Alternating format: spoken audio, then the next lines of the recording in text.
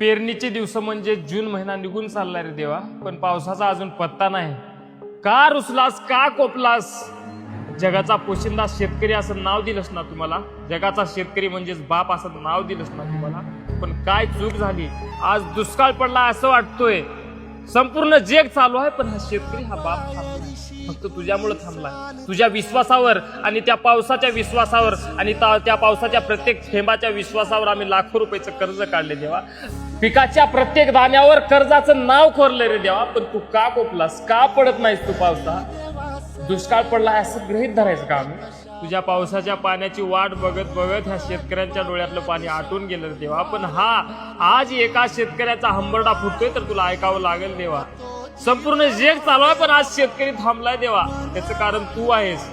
जगाचा पोशिंदा शेतकरी असं नाव दिलंस ना तुम्हाला. कुठला अधिकारी, कुठल्या अधिकाऱ्याची पगार, कुठल्या डॉक्टरांची पगार, कुठल्या सरकारची पगार आणि कुठल्या आमदार फुटला गेला तर काहीच नाही थांबलं देवा. फक्त आज शेतकरी थांबलाय, फक्त आज बाप थांबलाय. का थांबलाय? कर्म करतंय जग, पण भोगावं लागतंय ह्या शेतकऱ्याला. झाडं कापतंय जग, पण भोगावं लागतंय या बापाला. प्रदूषण करतंय ते जग, पण भोगावं लागतंय बापाला. का चूक केली आम्ही शेतकऱ्यांनी, का चूक केली आम्ही बापांनी?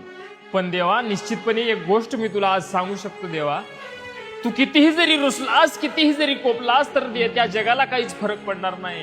फरक पडणार तर फक्त शेतकऱ्याला पडणार. रक्त आटणार तर फक्त या शेतकऱ्याचा आटणार. जगाला काहीच फरक पडणार नाही देवा. संपूर्ण जग चालू आहे, चालू राहील, चालू राहणार देवा, पण शेतकरी एक दिवस मरून जाईल. संपूर्ण जग चालू आहे, पण शेतकरी थांबलाय. पण शेतकरी किती दिवस थांबणार देवा? 8 दिवस, 10 दिवस, 15 दिवस, 1 महिना.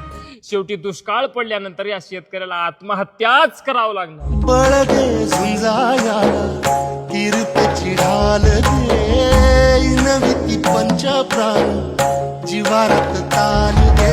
कर पल रान देवा जळल शिवार,